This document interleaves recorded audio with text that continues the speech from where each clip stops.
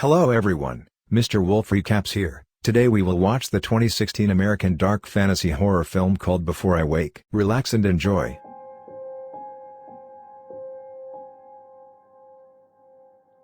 It is midnight when a grown man slowly enters a small child's room. Point the gun at the sleeping child. He seems nervous and apologizes to him, calling him Cody. A sudden commotion creates and pulls the trigger. A gunshot wakes up Cody. The man burst into tears and apologized to him. A few months later, a couple named Jessie and Mark Hobson were approved as foster parents. They sit across from Natalie, the foster care worker. She tells them about an 8-year-old boy named Cody. Cody's father was never around and his mother died when he was only 3 years old. Cody didn't have many good experiences in the foster care system. His former foster parents abandoned him, leaving him to live alone for about a month before he was rescued. He has trouble sleeping, but he is resilient and smart. Natalie thinks he would be perfect for the Hobsons to foster. Having found the perfect kid for them, the Hobsons returned home happily. That day, their young son Sean died by accidental drowning in the bathtub. This had a huge impact on the couple, but now they are ready to welcome a new member to their family at home. They are remodeling the house to make it suitable for Cody. Mark takes every picture of Sean off the walls and leaves only their family picture. It also places an extra handle on the wall next to the tub. Later that day, Jessie tells his self-help group about their decision to foster Cody. Everyone is happy for her. Jessie has been having trouble sleeping since Sean's death. The next day, the couple anxiously waits for Cody to arrive. Natalie parks in their driveway and they rush to see Cody. He wishes the couple good morning. He brings a box with him, which Mark helps him carry inside. While Cody looks around the house, a family picture with Sean seems to catch his eye. He stares at it as Mark tells him about his game collection. The adults then take him to his new room, which he loves, especially the curtains with butterflies on them. Natalie tells them that Cody likes to collect butterflies as a hobby. Later that night, the couple talks Cody into bed. But after they leave, Cody sits down and opens the box he brought with him. Inside is a can of soda and a book about butterflies. He sips the juice and starts reading a book under the blanket by torchlight. He doesn't sleep at all. The next day is his first day at school. That day at school, Cody meets and befriends Annie. Jessie is folding Cody's laundry the day she finds his secret box. Inside is his book about butterflies, a few cans of soda, and a bottle of stimulants. When she puts him to bed at night, she asks him for the box. According to him, stimulants and cans of soda are supposed to help him stay awake. He adds that when he falls asleep, the canker man comes thinking that the child is just having nightmares. Jessie dismisses it. She tells him that the man will leave with little explanation. However, Cody believes that Cankerman ate his mother and is always with him.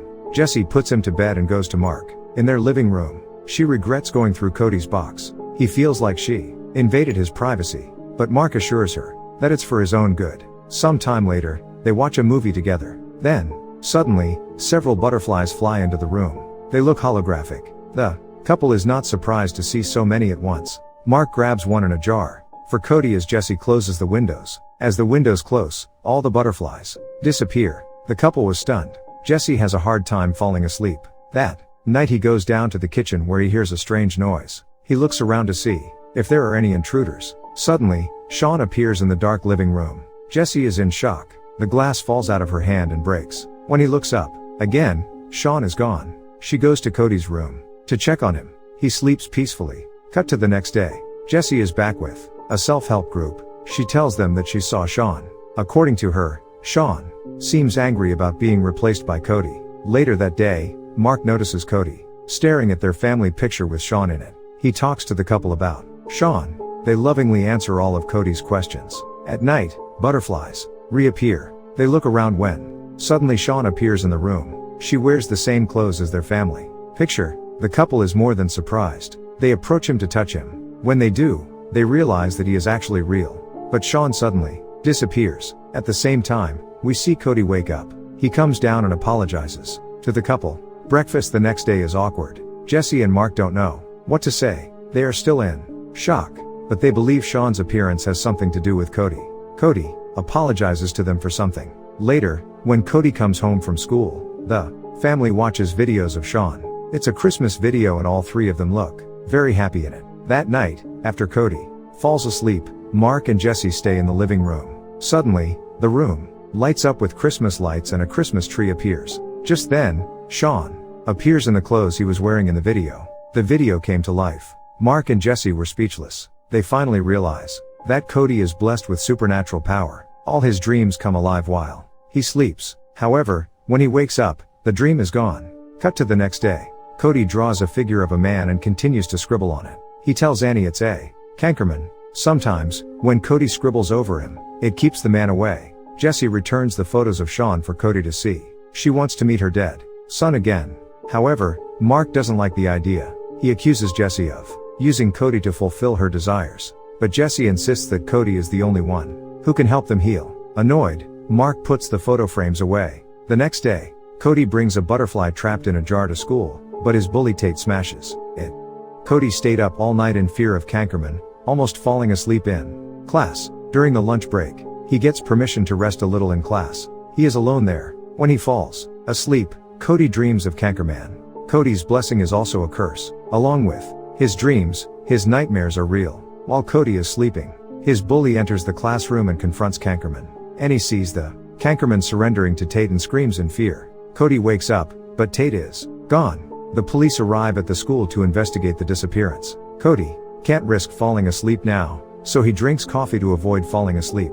That night, Cody reads a book about butterflies as usual. Suddenly, he hears a noise. He checks under the bed when suddenly Tate's ghost appears in front of him and drags him under the bed. Cody tries to struggle and screams that I'm awake. Meanwhile, Sean appears before Jessie, and he says I'm awake. Cody shouts loudly, causing the dreams to disappear. Jessie rushes to him, asks him what's wrong and tries to calm him down.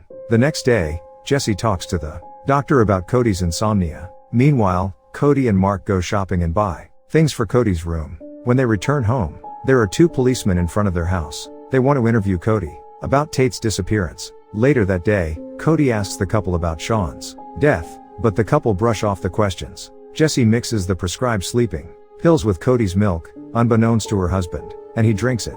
Marks informs Cody that Sean died of drowning as he puts him to bed. The medicine makes Cody sleep soundly. That night, Jessie and Mark are back in the living room. Some time later, Sean appears before them, but he looks evil in the vomit water. Mark rushes to wake Cody up, but he can't because of the drugs. Soon the dream turns into a nightmare. A tall creature appears in front of Jessie in the living room. She runs into Cody's room and locks the door. Mark is worried that Cody won't wake up. Just then, Jessie admits that he drugged him. She watches in horror as the creature devours Mark. Suddenly, she faints. He wakes up in the morning and Cody calls 911.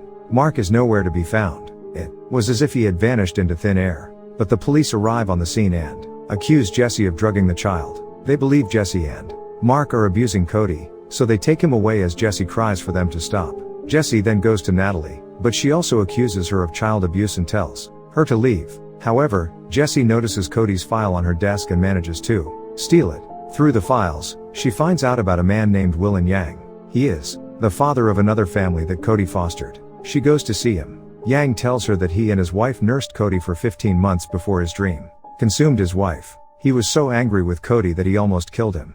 This is the scene we saw at the beginning of the movie. He then asks her to kill Cody, so no one else can fall victim to his nightmares. But Jessie refuses. He also finds information about Cody's mother and her hospital reports from the file. He decides to go to the hospital and investigate further. The hospital provides her with her mother's belongings. It consists of a butterfly pillow in her diary. By reading the diary and reports, Jessie discovers the secret of the existence of the cankerman.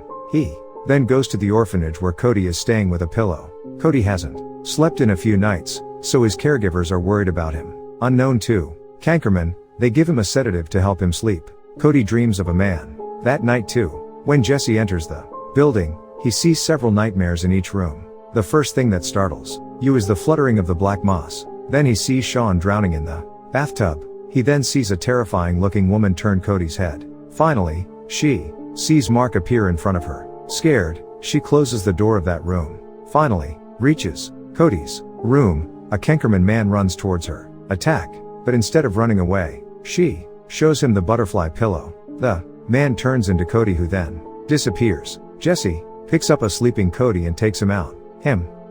Natalia was left alone, cankerman, and comes back to life. She sees Jessie taking him away but lets her see a few beautiful ones. Butterflies flying in the corridor. His nightmare changed into a magical one. Fund. The next day Jessie tells Cody that his mother's name was Andrea and that she died of pancreatic cancer. Andrea found out about Cody's gift when he was little. She wrote it in her diary, but when Cody was only 3 years old, Andrea was diagnosed with cancer. Cody saw his mother on the edge. Death. How to fighting cancer. She was thin and bald at the time. He was too young to recognize her. Like his mother, his little mind is concluded that it was a man who was suffering from cancer, who was told that he had cancer, took his mother away with time. He made up a man with cancer, so he believed that he took her away. Now that Cody knows that a man suffering from cancer is not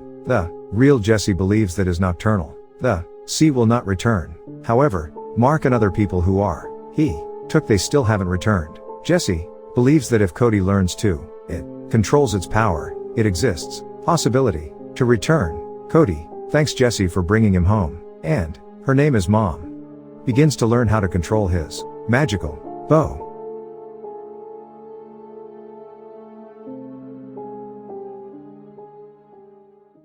Thanks a lot for watching, guys.